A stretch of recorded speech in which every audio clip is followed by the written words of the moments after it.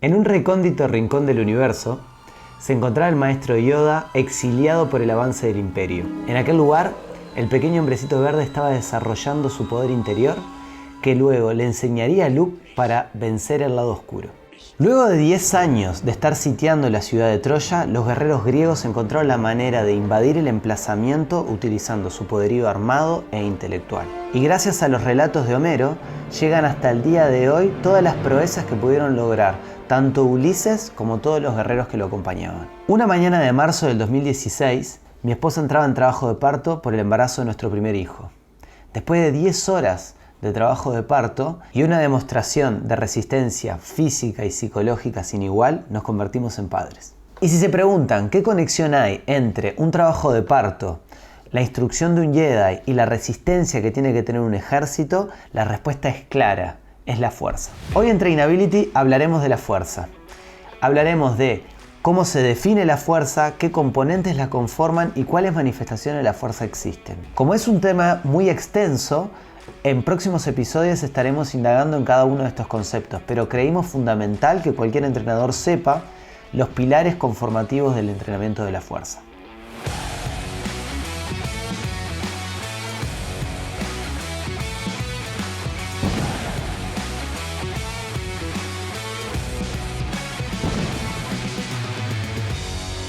Empecemos definiendo qué es la fuerza entonces. Desde un punto de vista deportivo y fisiológico, la fuerza es la capacidad que tiene un músculo o un grupo de músculos en realizar una fuerza mediante la contracción de los mismos. La capacidad que tiene el músculo de contraerse para superar una carga, que puede ser el peso corporal de una persona cuando corre o un levantador de pesas a la propia pesa que tiene que levantar del piso, tiene que ser superior a la fuerza que ejerce en forma opuesta el propio elemento. Es decir, si la fuerza que tiene la persona para levantar la barra del piso supera la capacidad que tiene la barra de ejercer fuerza sobre los brazos de la persona o las piernas de la persona, entonces la barra tomará velocidad y se generará el propio movimiento. Como Newton explicó en su segunda ley de la mecánica, la fuerza es igual a la masa por la aceleración. Es decir, que cuando le ejercemos una fuerza a una masa determinada, esta va a acelerar con una velocidad dependiendo la cantidad de fuerza que se le haya aplicado. ¿Por qué es importante para nosotros como entrenadores entender esto? Porque nos va a definir el entrenamiento que queremos realizar. Si tenemos una masa muy grande por mover, por ejemplo una barra muy pesada, la fuerza que le vamos a aplicar a esa barra va a ser muchísima o muy alta. Sin embargo, la aceleración con la que vamos a ver esa carga tal vez se va a ver lento, pero en sí es lo más rápido que puedo moverlo con mi fuerza. En cambio, si tengo que lanzar una pelota o dar un salto, la fuerza que voy a aplicar también es alta, pero como la carga o la magnitud es mucho más liviana, veremos a ese objeto moverse en forma mucho más rápida. Entender entonces estos conceptos de la física nos permite entender mucho mejor cómo se manifiesta la fuerza en una sala de musculación o en el entrenamiento deportivo. Al igual que en un laboratorio de física donde utilizamos dinamómetros para medir la fuerza, un entrenador necesita de herramientas que pueden ser tecnológicas o solamente las competencias técnicas que el propio entrenador tiene para conocer la magnitud de fuerza con la que nuestro alumno cuenta. Cuando hablamos de evaluar la fuerza, nos referimos en conocer cuánta fuerza tiene una persona para realizar una destreza atlética y cuánta capacidad tiene para aplicar fuerza en ese propio ejercicio o en esa construcción que creamos para evaluarlo. Entonces, a la hora de evaluar la fuerza o a la hora de conocer cuánta fuerza una persona tiene, hay dos conceptos que necesitamos conocer y que van a definir todo el entrenamiento de la fuerza, o dos componentes que son sumamente importantes a la hora de entrenar la fuerza. Y estos son la intensidad y el volumen. Por el lado de la intensidad es el componente cualitativo del entrenamiento, es decir, que es la parte de entrenamiento que conforma al propio entrenamiento. Cuando hablamos de la intensidad, hacemos referencia a o bien los kilos que la persona utiliza en el entrenamiento, o bien a la frecuencia cardíaca que la persona entrena, o algún componente medible que yo puedo conocer para saber qué tanto estoy entrenando, si estoy entrenando una alta intensidad, una intensidad media o una intensidad baja. Conocer la intensidad me va a permitir programar el entrenamiento y saber en qué rango de intensidad quiero moverme. Si quiero entrenar a alta intensidad, a una intensidad media o, como decíamos, a una intensidad baja. Mientras que el volumen es la parte cuantitativa del entrenamiento, es decir, cuánto estoy entrenando. Cuando hablamos del entrenamiento de fuerza, muchas veces hacemos referencia al volumen por la suma de las series por las repeticiones o el producto que se obtiene de las series por las repeticiones. Entonces, cuando hacemos 3 series de 15 repeticiones, estamos hablando de cuánto entrenamiento estamos haciendo, y cuando estamos hablando de la intensidad, estamos haciendo referencia a los kilos que estamos utilizando o el esfuerzo que nos está significando el entrenamiento. Una vez que sabemos la intensidad del entrenamiento y el volumen del entrenamiento, vamos a obtener diferentes componentes que son de la interacción de ambos dos. Por ejemplo, cuando hablamos de repeticiones, sabemos que cuando la carga es muy alta, la cantidad de repeticiones que vamos a poder realizar con esa carga va a ser baja. Y la misma relación a la inversa se produce cuando tenemos una carga que es muy baja, la cantidad de repeticiones que vamos a poder realizar con esa carga también es baja. Lo mismo sucede para las personas que corren. Si corro a muy alta intensidad, la distancia que voy a poder correr va a ser corta. Sin embargo, si corro a una velocidad mucho más lenta, la distancia que voy a poder cubrir va a ser mucho más larga. Esta relación que hay entre intensidad y volumen, que es indirectamente proporcional, nos va también a definir otros componentes sumamente importantes para la hora de programar el entrenamiento, como por ejemplo la frecuencia. La frecuencia de entrenamiento es la cantidad de sesiones semanales que voy a incluir dentro de mi plan de entrenamiento.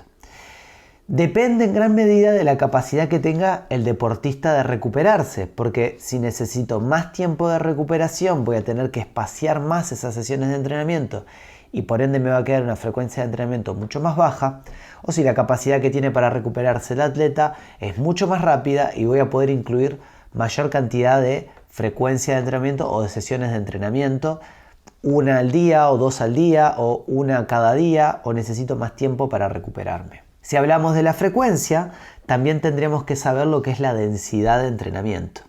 Cuando hablamos de densidad de entrenamiento, hacemos referencia a la relación que existe entre el trabajo y la pausa.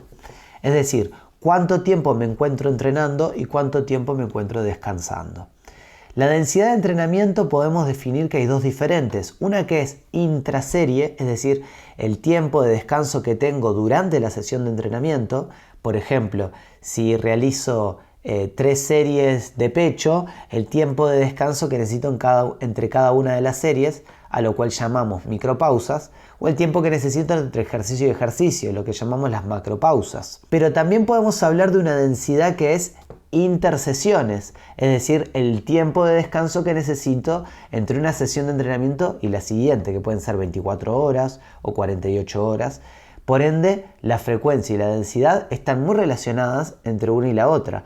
Si le puedo agregar más sesiones de entrenamiento a la semana es porque la densidad de entrenamiento que estoy utilizando es más pequeña, y si necesito espaciarlas más es porque la densidad de entrenamiento que estoy utilizando es un poco más larga. Y por último tenemos la duración del entrenamiento. La duración del entrenamiento es el tiempo que voy a permanecer entrenando en el gimnasio o en la sesión de entrenamiento del equipo que realice. Esta duración de entrenamiento también está interconectada con la densidad, porque a pausas más largas o a duraciones más largas, eso me va a extender la duración de entrenamiento de mi sesión de entrenamiento.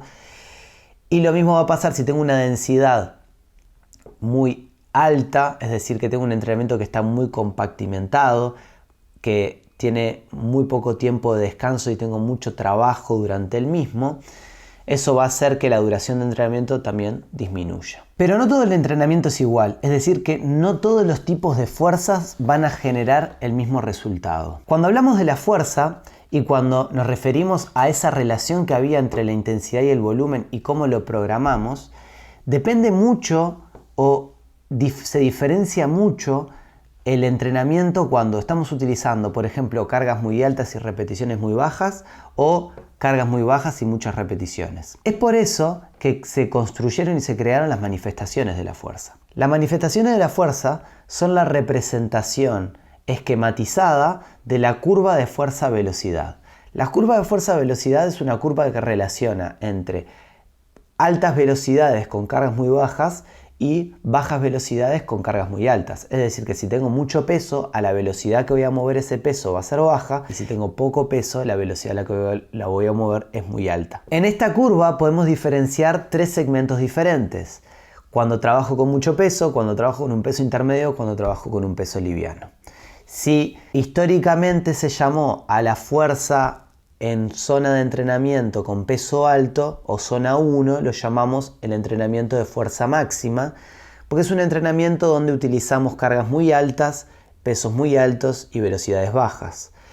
Llamamos zona 2 a ese entrenamiento con velocidades altas y cargas bajas, o ese entrenamiento de fuerza-resistencia o de fuerza resistida, generalmente por arriba de las 15 repeticiones, donde buscamos generar resistencia en el músculo, y un entrenamiento intermedio, que es una zona 3 o zona de potencia, donde utilizamos cargas intermedias con velocidades intermedias para generar mayores capacidad de producir fuerza en la unidad de tiempo, es decir, mejorar la potencia, pero también es un híbrido donde podemos trabajar tanto la fuerza como la resistencia.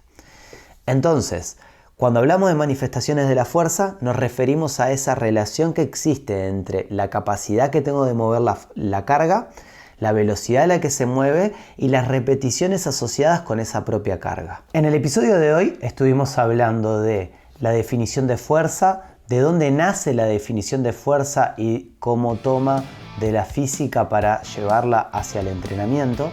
También estuvimos hablando de los componentes de la fuerza, como la intensidad, el volumen, la densidad y la duración.